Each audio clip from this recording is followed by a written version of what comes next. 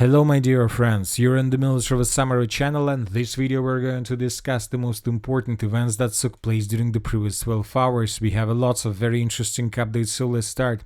And first we're going to talk about talks that might happen the next week. I'll remind you that several days ago the Minister of Foreign Affairs of the Russian Federation, Sergei Lavrov, proposed to start the next round of talks on the territory of Istanbul, and according to information we have, Turkey is expecting delegations from Russia and Ukraine at talks in Istanbul next week and is ready to ensure security. According to information we have, the composition of the Russian delegation at the negotiations on Ukraine on June 2nd will remain the same. And the most important thing is that Ukrainians, more precisely Zelensky, still hasn't made a decision whether the Ukrainians are going to join these talks or not. Ukrainian Foreign Minister spokesman Georgy Tikhy did not answer questions about whether the Ukrainian delegation would go to talks with Russia on June 2nd. During a briefing, Ukraine continues to demand that the draft memorandum be immediately handed over in order to allegedly hold the meeting in a more productive format. So we see that the pause that is coming from Ukraine is already too long. It's already too long for Russians, for the United States of America, and of course for European countries. I'll remind you that since the beginning of 20th of May, the Ukrainians sent thousands of drones in the direction of the capital of the Russian Federation, the direction of the city of Moscow, with the purpose to create something like a free airspace that later could be used by the Ukrainians with their own missiles of Ukrainian production, with the purpose to attack deep inside of the territory of the Russian Federation. And the Ukrainians most likely were planning to carry out these attacks right before the beginning of talks on the 16th of June, but the Russians probably carry out very interesting and very smart political maneuver by moving these talks from the 16th of June to the 2nd of June of 2025. Now the Ukrainians are thinking. They are thinking what to do next. And today the United States of America decided to increase the pressure on Kiev with the purpose to force them to accept Russian proposal. Trump's special envoy Kellogg advises Kiev to refrain from statements that Ukraine will not participate in peace talks with Russia. Another important statement from the United States of America: US ready to halt NATO expansion near Russia's borders. Ukraine's membership not on the table. For us, Ukraine's NATO membership is not up for discussion. We are not the only country that thinks this way. I can name at least 4 NATO members who also have doubts. And remember, all 32 NATO members must agree for any new country to join. So this is very important statement from the United States of America. And this statement, I think that's more damage Ukraine than not damage it, because Zelensky believed that he has strong cards. At least these drones attacks that have taken place since the 20th of May, and all these talks about long-range missiles and cruise missiles, all these things he believed gave him something like a strong cards. But now we see that all these strong cards doesn't change the opinion of the United States of America. Ukraine will not join NATO, and this question is not on the table. And most likely, and we believe that due to this situation, most likely Zelensky will reject Russia's proposal to start talks on Istanbul on the 2nd of June. Maybe he will postpone this meeting for the 4th or the 5th of June. Currently it's very difficult to understand. So anyway, let's wait and see what is going to be next. Now let's go to the line of combat contact. We have lots of very important updates. And first let's talk about the Sumy direction, where the Russians continue their offensive operation. As you can see, every single day we're getting more and more icons from this area. According to information we have during the previous 24 hours, and according to several very reliable pro-Russian resources, as a result of offensive operation, the Russians managed to establish complete control over the settlement by the name of Alexeyevka. So this village was taken by the Russians during the previous 24 hours. The Russians managed to improve their position significantly, as you can see, and now we see and we understand that most likely the Ukrainians would be forced to fall back from the villages of Novomykhailaivka and Varachne further in direction of Yablunovka and then further in the southern directions to the village of Marina. So the Ukrainians most likely would be forced to abandon their positions in this area. Furthermore, several pro-Russian resources reported that during the previous 12 hours, the Russians managed to shorten the distance and to get as close as possible to this settlement of Varachine. So the situation for the Ukrainians is very difficult, and most likely the Ukrainians would be forced to abandon every single village in this area, and the next more or less reliable defense belt that Ukrainians have is this huge forest between Russian positions and the city of Sumy. So this huge forest is something where Ukrainians will try to slow down and to stop the Russians. And telling the truth, I'm not even sure whether the Russians are going to enter this forest with the purpose to secure this area. We expect and we believe that the Russians would try to outflank this forest from the northwest and from the west with the purpose to attack the city of Sumy from the northwest and to cut and cordon this forest with the purpose to force the Ukrainians to fall back. But before the Russians reach the forest, obviously they will try to secure villages to the north. Today we got report that the Russians managed to improve their position significantly in the vicinity of the village by the name of Yablunovka and the village of Yunakievka. This is the situation by the end of the 29th of May, and this is the situation by the beginning of the 30th of May. As you can see, the Russians managed to get the outskirts of Yablunovka, and according to different mappers, the Russians managed to improve their positions on the territory of Yunakievka itself. The most northern part of the settlement, according to several sources, is already under complete Russian control, and the Russians continue offensive operation further. The Ukrainians are saying that the situation here is very difficult. The Ukrainians, I'll remind you, during the previous days were forced to redeploy lots of units from this area in the direction of Constantinovka, and that led to the situation that Ukrainians are very weak in this area, and the Russians have all chances to get the city of Sumy during the summer offensive operation. At the same time, the Russians increased their pressure in the direction of this forest from the east as well. Several mappers reported that the Russians managed to restore complete control along the border in the vicinity of Garnal and Gueva. Furthermore, we start receiving first geolocations and first videos from this huge forest that is located between Russian positions and positions of the armed forces of Ukraine in the city of Sumy. In this video we can see how several vehicles were destroyed as a result of Russian FPV drone attack. So this is exactly the forest we are talking about. Obviously this forest is very huge, and telling the truth, if Russians enter this forest, it can take months until they are able to go through this forest in the direction of the city of Sumy.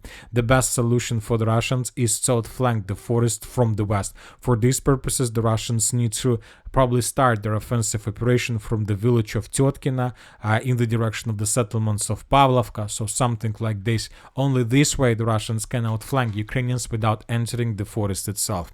Forest will take a lot of time. We can see the same situation in the vicinity of the city of Siversk.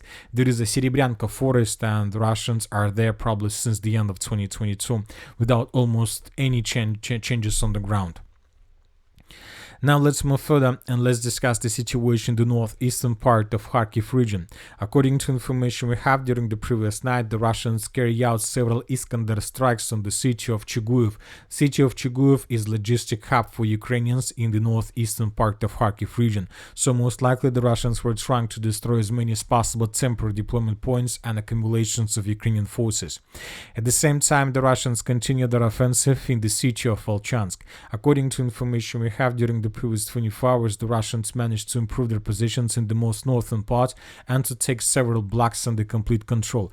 As you can see, several days ago, pro-Russian resources confirmed complete control over this northern part of the city of Volchansk, but when talking about other mappers, we see that there are still updates and still reports that Ukrainians have some control in some positions and pockets of resistance in the northern part.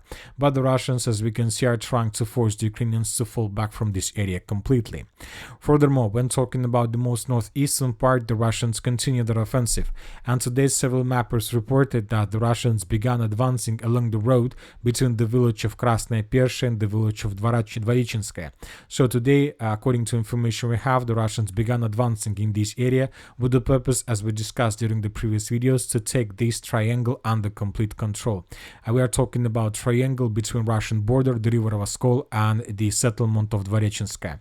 Furthermore, the Russians improved their positions in the vicinity of Stroevka. So there are very heavy clashes right now, but as you can see, without any geolocation. Now let's talk about the Liman direction. During the previous 24 hours, the Russians managed to improve their position significantly. I'll remind you that yesterday in the evening we got this video where we can see how a Russian soldier raised the Russian flag in the most western part of the village of Redkadub, which means that this settlement was taken and captured by the Russians by the end of the 29th of May of 2025. And this morning of the 30th of May of 2025, we got additional reports that the Russians managed to improve their positions around the village. The Russians managed to shorten the distance to the village of Glushkova. The Russians managed to improve their positions and to get as close as possible to the village of Karpovka and to the river of Nitrius. Furthermore, the Russians are trying to outflank the village of Glushenkovo from the south.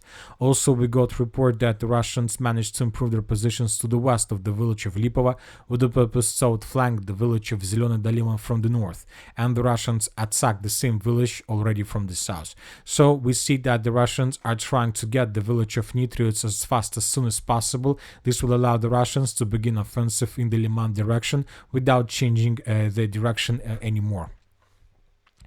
Now let's move further. Let's discuss the situation in the most important area. We're going to talk about Constantinovka. According to information we have, during the previous 24 hours, the Russians managed to improve their positions along Seversky Donetsk-Donbass Canal. Basically, as a result of offensive operation, the Russians managed to shorten the distance to the next company stronghold. We're talking about this area. This is the last stronghold to the south of the village of Deliivka. If Ukrainians lose control over this stronghold, the battle for Deliivka will begin. So let's compare the map. This is the situation that you can see right now in front of your screen on the end of the 29th of May, and according to information we have, the Russians managed to take under complete control this dense network of fortifications. Furthermore, the Russians, more precisely pro-Ukrainian sources, confirm Russian complete control over the village of Romanovka. We still haven't received anything about the situation on the ground in the village of Zarya.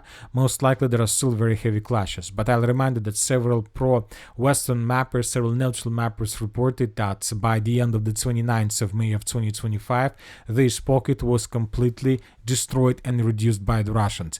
Maybe today the Minister of Defense of the Russian Federation will confirm this information. The Russians continue their offensive operation along N32 road, and according to information we have, during the previous 24 hours, the Russians managed to cut the village of Rusin Yar from the village of Yablunovka by taking under control several strongholds in this area. So according to information we have and according to geolocations, the Russians managed to take this territory under complete control. This is very important position because there is a very huge and very big dense network of the fortification that was taken by the Russians as a result of offensive operation. As of the beginning of the 30th of May, we still haven't received even a single confirmation of this, but we expect that in the very near future the Russians will publish additional videos.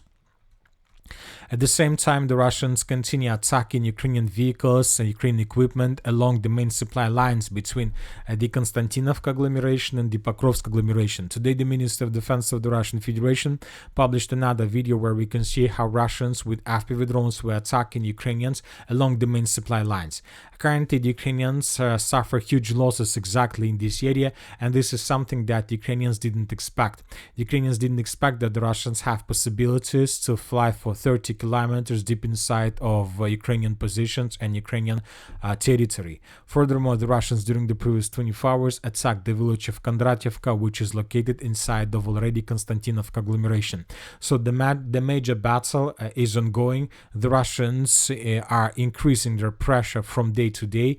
As of the beginning of the 30th of May, we see that Ukrainians managed to slow down the Russians a bit in this area by redeploying additional forces, but let's say Ukrainians were forced to sacrifice with Sumy direction, where Russian offensive is gaining momentum. When talking about the South Donetsk direction, during the previous 24 hours, the Russians mainly were concentrated on the village of Kamar. First of all, we got this video from the northern part of the village of Veselaya, where we can see that the Russians managed to establish complete control with this territory. In this video, we can see how a Russian soldier was raising the Russian flag in the most northern part of the settlement. This territory used to be considered as a gray zone or contested area because during the previous 2 or 3 months, the Ukrainians carry out their own own counterattacks, and they managed to restore control over the northern part of the settlement of Vysyola. Now we have no doubts that these territories are under complete Russian control. Furthermore, the Russians continue their offensive operation in the direction of Kamar, trying to outflank and to attack the village at least from 3 directions: from the south, from the southeast, and from the east. The Russians have already begun bombing and attacking the settlement of Kamar with FABs, with artillery, so we expect that during the next 48 hours we're gonna start receiving first updates. According to these upcoming updates, the Russians most likely would be able to answer the village itself. And that's it for the short video. Military Summary channel reminds we condemn any violence in the world. Thank you for watching, subscribe to my channel, put your likes, join my Patreon, and have a good day. Bye bye.